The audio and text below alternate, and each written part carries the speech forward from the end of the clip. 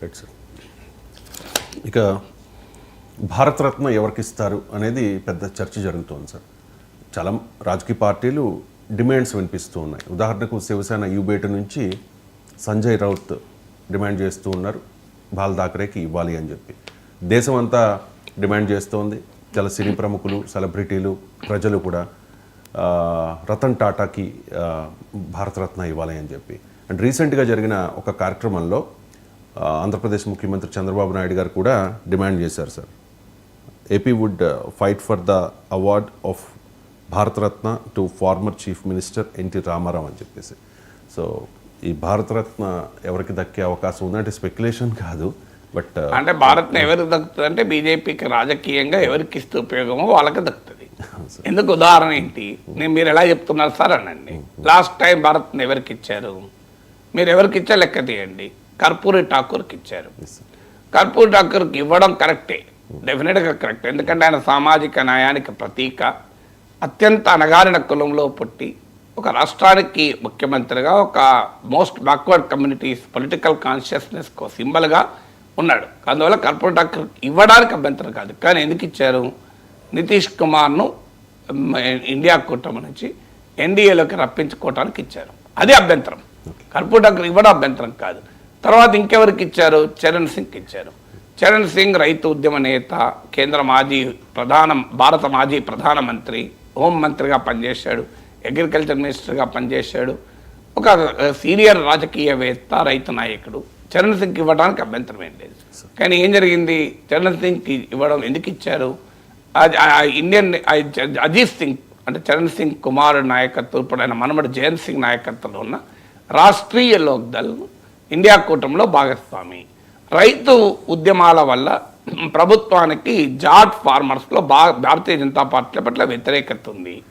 ఆ వ్యతిరేకతను బయటపడటానికి ఆర్ఎల్డీని ఎన్డీఏ వైపు అట్రాక్ట్ చేయడానికి చరణ్ సింగ్కి ఇచ్చారు. ఇది నిజం కాదా? ఇక మూడో వ్యక్తి పివి నరసింహరావు. పివి నరసింహరావుకి ఎందుకు ఇచ్చారు? పివి నరసింహరావుకి ఇవ్వడానికి కారణం కాంగ్రెస్ పార్టీ అధినాయకత్వం సోనియా గాంధీకి పివికి మధ్య ఉన్న విభేదాల వల్ల కాంగ్రెస్ పార్టీ ఆయన పట్ల చూపాల్సిన గౌరవం చూపలేదన్న విమర్శలు ఉన్నాయి కనుక, తెలంగాణలో పార్టీకి ఉపయోగంగా ఉంటుంది కనుక మీరు పివి నరసింహరావుకి ఇచ్చారు. అవునా కాదా? ఇలా మీరు ఇచ్చింది ఎవరికి అని లెక్క తీస్తే ఈ అందరికీ ఇచ్చే ఎల్కే అద్వానీకి ఇవ్వకపోతే మోడీ కావాలనే అద్వానీజీని పక్కన పెట్టారు అన్న విమర్శ వస్తుంది. ఎందుకంటే అందరికీ తెలుసు మోడీ అద్వానీని మార్గదర్శక మండలికి మోడీ ఎలా పంపించాడు. కానీ ప్రధానమంత్రి కాకపోయినా కనీసం రాష్ట్రపతి కూడా చేయలేదే.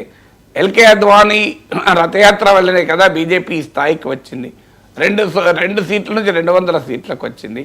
ఎల్కే అద్వానీ రాష్ట్రపతి అభ్యర్థిగా పెడితే నా నమ్మకం ఎవరు కూడా అభ్యంతరం చెప్పేవాళ్ళు కాదు. కానీ ఆయన అద్వానీ కులం అడ్డం రాలేదు కదా దీనికి. అద్వానీ కులం వల్లనే అద్వానీ రాష్ట్రపతి చేయకుండా ఉండలేం కదా. మరి అద్వానీని ఎందుకు రాష్ట్రపతిగా చేయలేదు? అని ఫిజికల్గా కూడా యాక్టివ్ ఉన్నాను. అంతేకాదు అందరికీ ఎందుకు చేయలేదు? చేయాలని కూడా చేసేవాళ్ళు కదా.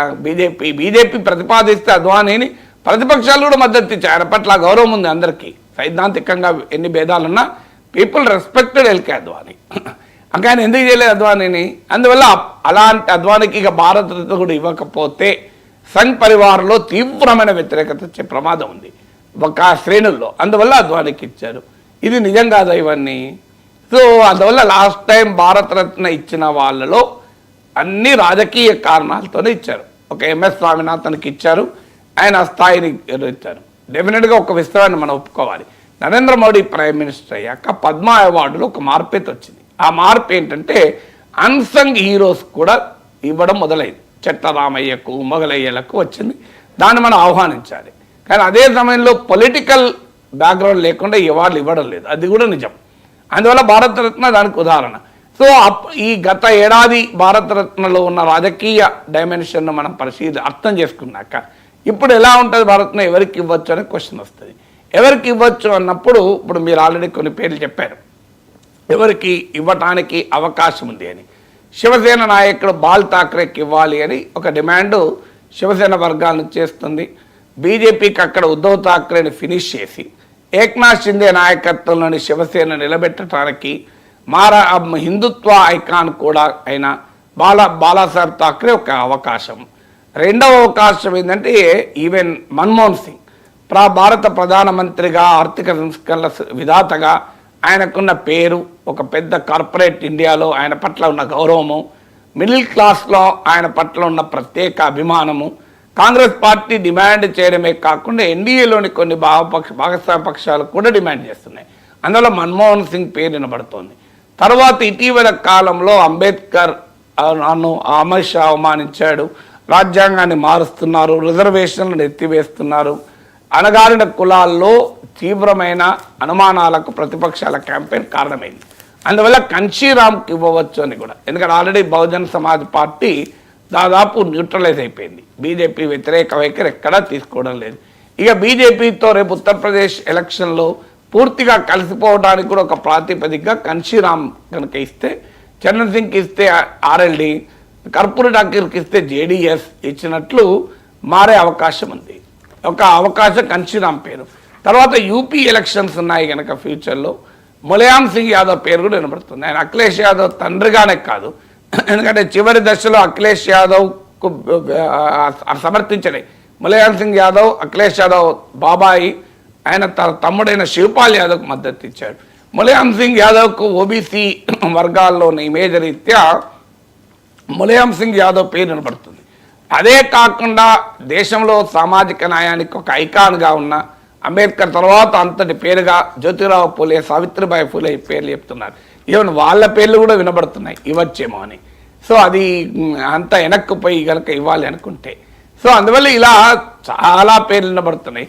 మీరు అన్నట్టు తెలుగుదేశం చాలా కాలంగా డిమాండ్ చేస్తుంది ఎన్టీ రామారావుకు భారతరత్న ఇవ్వాలని. కానీ వీళ్ళు ఎంత పట్టుబడతారో తెలియదు. ఒకళ్ళు నిజంగానే చంద్రబాబు నాయుడు పట్టుబట్టుంటే వాజ్పేయి టైంలో వచ్చేది కదా. ఎందుకంటే 5 ఏళ్ళు వాజ్పేయి ప్రభుత్వం తెలుగుదేశం మద్దతు పైన ఆధారపడి ఆ ప్రభుత్వం ఉన్నప్పుడు ఎందుకు రాదు. కానీ చంద్రబాబు నాయుడుకు ఇబ్బంది ఉంది. ఎన్టీ రామారావుకు భారతరత్న అవార్డు ఎవరు తీసుకోవాలనే సమస్య వస్తుంది. సో లక్ష్మీభారతే తీసుకోవాలి అనివార్యంగా, ఆమె చట్టబద్ధంగా సతీమణి. అందువల్ల దాన్ని టీడీపీ వర్గాలు అంగీకరించలేవు, అదొక ఇబ్బంది ఉంది. సో ఆ ఇబ్బంది లేకపోతే ఇప్పటికి ఎన్టీ రామారావుకు వాజ్పేయి టైంలోనే వచ్చేది నా నమ్మకం. ఇప్పుడేంది వాజ్పేయికి ఎన్టీ రామారావు భారతరత్న తీస్తే చంద్రబాబు నాయుడుకి వ్యతిరేకత ఎందుకు ఉంటుంది? ఆయనకి ఏ మేరకైనా ఉపయోగమే కదా. అందువల్ల కానీ ఎందుకు ఒత్తిడి చేస్తలేరు దానికి రీజన్ అది ఆ ఫ్యామిలీ నుంచి వచ్చేటువంటి ఇష్యూ, అది పార్టీ ఇష్యూ కాదు అది. సో దే కెనాట్ యాక్సెప్ట్ పక్కన పురంధేశ్వరి, బాలకృష్ణ, చంద్రబాబు నాయుడు వీళ్ళందరూ ఉండగా, ఎన్టీఆర్ కుటుంబం అందరూ ఉండగా, లోకేష్ వీళ్ళందరూ ఉంటారు కదా కుటుంబ సభ్యులు, లక్ష్మీభారత్ వచ్చి అవార్డు తీసుకోవడాన్ని వీళ్ళు భరించగలుగుతారా?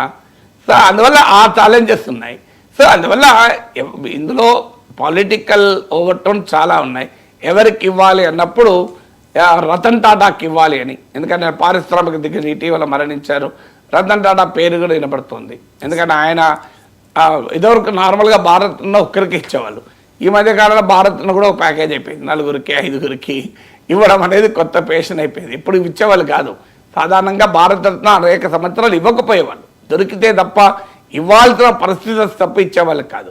పద్మభూషణ్, పద్మవిభూషణ్లే చాలా తక్కువ ఇచ్చేవాళ్ళు, పద్మశ్రీలు ఎక్కువ ఇచ్చేవాళ్ళు. ఇప్పుడు భారతరత్నలే నెంబర్ పెరిగిపోయింది, ప్యాకేజ్ ఇన్ఫ్లేషన్ వచ్చేసింది, భారతరత్న కూడా ద్రవ్యోల్బణం పెరిగింది.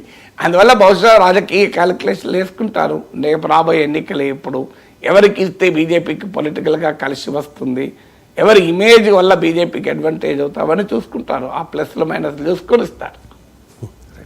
చిన్న బ్రేక్ తీసుకుందాం సార్, చిన్న బ్రేక్ తీసుకుందాం. బ్రేక్ తర్వాత మరిన్ని ఇంట్రెస్టింగ్ టాపిక్స్కి సంబంధించి ప్రొఫెసర్ గారు విశ్లేషణ చూద్దాం. స్ట్రిక్ట్